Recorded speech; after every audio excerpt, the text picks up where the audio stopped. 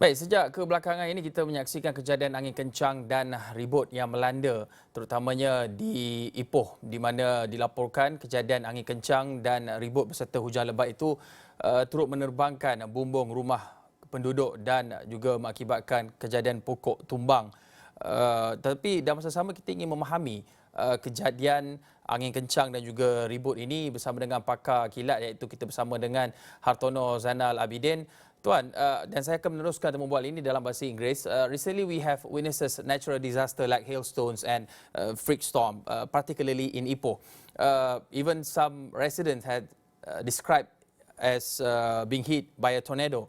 But we want to understand what actually causes this phenomenon. Okay. Thunderstorms actually causes the tornadoes, especially in Malaysia. We have the phenomenon called mini tornadoes because it only occurs from a few seconds to maybe about a few minutes. As the tornado occurs, then we can see a lot of damage to the houses, and those houses that are affected mainly have their roof torn off and trees blown down and so forth. Yeah?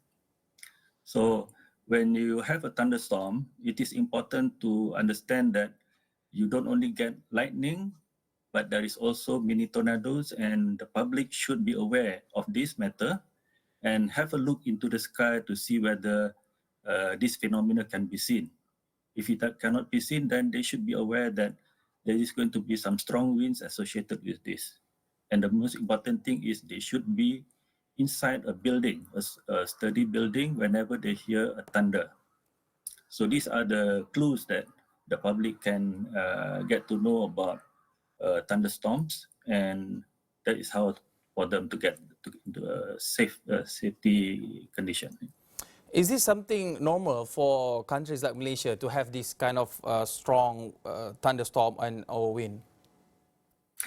Yes, it is normal. I've been observing this matter for the last 20 years, and it seems that the occurrence of the strong wind phenomena, especially the mini tornadoes, have been increasing over the years.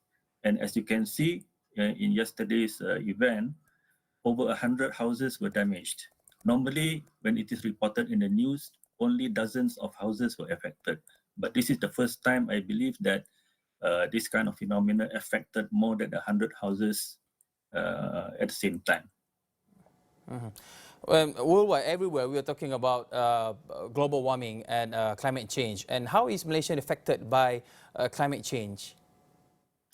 Well, we can see an increase in the number of thunderstorms. For example, normally this year's thunderstorm season will start somewhere between mid-February onwards. But as you can see, even before February starts, we already have the thunderstorms, and it affects initially in the Klang Valley, and now we can see that it's affecting even places like Ipoh and Kedah. So we can expect more of this phenomena in the future. So we know that Malaysians are familiar with floods, and people increasingly familiar with mitigation and evacuating from a flood. But do we have mitigation system when it comes to a freak storm or tornado-like situation?